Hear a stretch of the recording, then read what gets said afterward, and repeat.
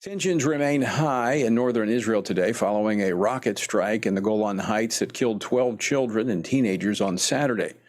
Israeli intelligence has said that Hezbollah launched the attack, and Prime Minister Benjamin Netanyahu has pledged a severe response. And those words recently have been backed up by action. So what escalation can we expect in northern Israel in the coming days? Joining me from Jerusalem with an update is CBN Middle East Bureau Chief Chris Mitchell. Chris, welcome back to Washington Watch. Great to be with you again, Tony. Now, I know diplomatic teams from the United States and elsewhere were scrambling over the weekend to try to prevent an escalation and potentially another war in Lebanon. Hezbollah initially denied responsibility for the missile strike, but both U.S. and Israeli intelligence attribute the strike to that terrorist group. What's the latest on this coming from Israel? Well, Tony, I think right now a lot of people are waiting to see what kind of Israeli response there'll be. Some people anticipated something actually this morning in Jerusalem, but nothing yet in terms of a direct response to what happened on Saturday. Earlier today, I was talking to retired Major General Yaakov Amidror, who used to be one of the national security advisors to one of the prime ministers here in Israel. He was saying it's going to be telling exactly what Israel's going to do and what kind of targets they will strike there in South Lebanon. And that will determine, he believes, whether Israel wants to certainly respond to this tragedy on Saturday, or if they want to sort of keep the situation up there from breaking out into a major war. Another set of bank targets, as he says, would actually indicate that Israel wants to go to a major war. My sense, Tony, is that both Israel and Hezbollah probably want a limited war right now. However, we do have reports that that Hezbollah is actually moving some of its precision-guided missiles into position so that they might respond to the Israeli response. And so this is certainly not a science, Tony. So a miscalculation on either side, certainly like what happened by Hezbollah on Saturday, could lead to that major war that many people have been expecting for probably many, many months. Well, Chris, the words of the prime minister saying a response are not hollow words when we saw what happened with the Houthis just recently with the attack on Tel Aviv. So, you know, you kick me and I'm going to pound you is the message that is really what we've seen from the prime minister. Exactly. And that strike against the Houthis was devastating to that port in Yemen. That was actually a fuel depot, was actually a port that Iran had been sending weapons to the Houthis. And that was a major strike. So perhaps something on that order is going to happen in South Lebanon, maybe against precision-guided missiles, perhaps against what Hezbollah has been doing in Beirut. They've been hiding weapons near the airport, in the city itself, and whether or not Israel will actually go and strike some of those targets in the Barka Valley as well. You know, for Lebanon and the Lebanese, Tony, it's really a hard place for them to be in.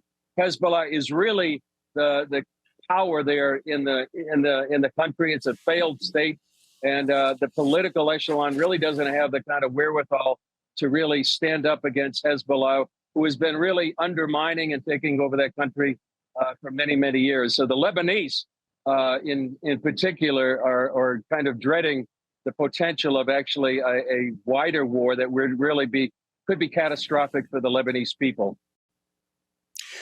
Chris Mitchell, the prime minister for months has been talking about once the situation in Rafah with Hamas is finished and they've eliminated the Hamas battalions that remained, that the tension would turn to the north. That's no secret. Could this be the moment? It could be the moment, Tony. We don't know for certain. We don't know when Israel's going to respond. And as I was talking to General Amidror, he said that they're really in no hurry. They don't have to respond immediately. They can take their time. They can prepare not only for the response, but for the anticipated retaliation by Hezbollah. So we don't know the timing right now, but this could be that spark that has been anticipated for many, many months, like, as you said, Netanyahu said, and many people have been anticipating once the war against Hamas in Gaza winds down, then Israel will turn its attention to the north. There's other thinking, Tony, that it might be better for Israel to have this war with Hezbollah in the springtime. Their military people have told me it's better to fight in the spring than the winter. The IDF would be more rested. And what happens in November is going to be very crucial here as well. Who's going to win the election, and whether a Biden administration, or I should say Harris administration rather than a Trump administration, may actually put more clamps on Israel. But a Trump administration certainly would have a whole different effect there. So there's a number of scenarios and factors that Israel has to weigh when it's really going to attack its biggest nemesis right now, at least on its border, which would be Hezbollah, but also backed by their even greater enemy, Iran. Yeah, I want to ask you about that, Chris Mitchell, because the missile was an Iranian missile that killed these children. Is there some thought that this could also trigger greater participation with Iran, because that threshold has already been crossed where they directly attacked Israel just a month and a half ago? Are they preparing for possibly something like that again if they go into Lebanon? That is a likely possibility if and when they go in a major way with Hezbollah. And it remains to be seen if a major war breaks out between Israel and Hezbollah. Will Iran respond directly against Israel, as it did, as you mentioned, on April 13th, the evening? 350 projectiles were fired by Iran directly against Israel. And so that scenario could, and that's why many of these diplomats from the United States to France and others were sort of trying to clamp down and restrain Israel from responding. So that their concern is that it would lead to a wider Mideast war. On the one hand, Israel feels like it has had to take care of Hamas on its southern border, has to take care eventually of Hezbollah on its northern border. And it also seems for many over here just a matter of time before it has to deal with a potential nuclear Iran that right now is maybe a few weeks away from getting nuclear material. Yeah, in his speech, I'm actually pulling up the Prime Minister's speech where he made reference to Iran and their nuclear capabilities, saying that they would deal with the situation. He said when Israel acts to prevent Iran from developing nuclear weapons that could destroy Israel and threaten every American city, every city that you come from, we're not only protecting ourselves, we're protecting you. Reading something into that, but it suggests that they're prepared to take action. I think they have to be, and I'm pretty sure they are, Tony, although you or I don't know the operational plans, but this has been a consideration for decades. They really do need to take care of Iran once and for all. Cannot let them get to a nuclear device. It would be a game changer here in the region. And just like the Prime Minister said, that it not only threatens Israel, but it threatens the United States and the West. And that's a theme that I've been hearing over and over. And here, Tony, the latest person I talked to was a lady named Sarit Zahavi. She's from the Alma Research Center up on the northern border. She's an expert on Hezbollah. And I asked her, I said, what do Americans need to know? And he says, this is not just our war, it's your war too. And that's the sense I get over and over, that Israel may be on the front lines, but as Iran says, first the little Satan Israel, but then the great Satan, the United States. And so this is the United States, America's war as well as Israel's. Wednesday, last Wednesday, when the Prime Minister spoke to a joint session of Congress, I was there, listened to his speech. I actually met with him before and spoke to him briefly after. The following day, he met with President Biden and the Vice President Harris. Of course, all the attention now shifting to Harris because she is going to be the Democratic nominee for president. She, again, continuing, but even more forcefully, the Biden line of bring this war to a close and bring the hostages home. What's the sense there in Israel when it comes to, we've talked about this because I'm trying to gauge the temperature of the sense of, do the Israelis feel like they're alone? Do they feel like America is with them? Because that could determine how quickly they act. Well, I would think, for one, based on the history of President Trump when he was president from 2016 to 2020, and what he did for Israel, that he would be much more supportive. I think there's concern here among some that the Biden administration for months has been putting clamps and trying to micromanage the war between Hamas and Israel.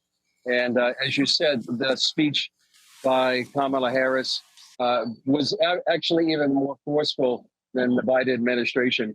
I think some people were concerned of what she didn't say in that speech.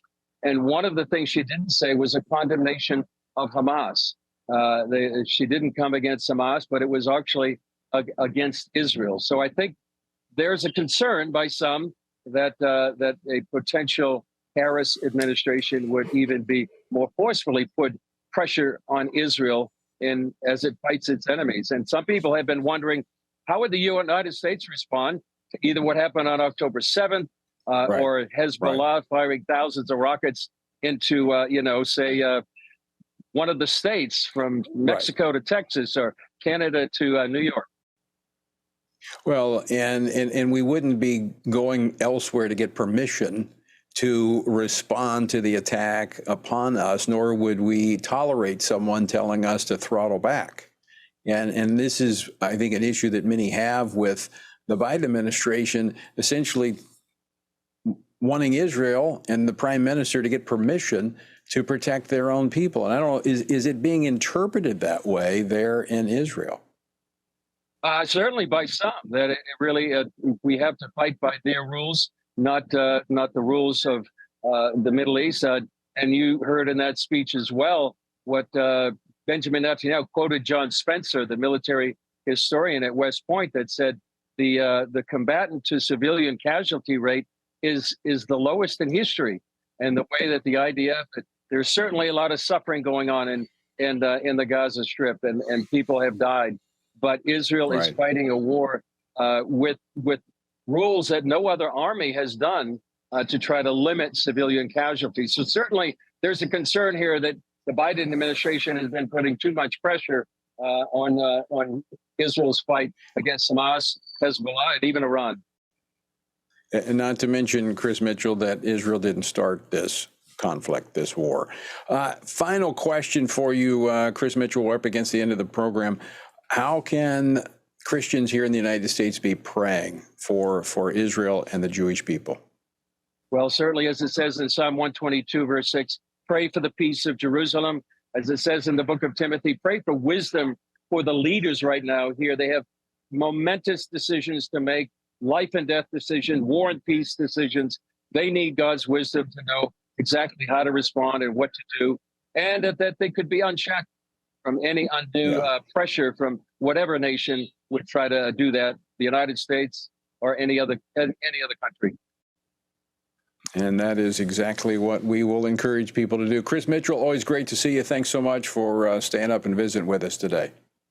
Great to be with you, Tony.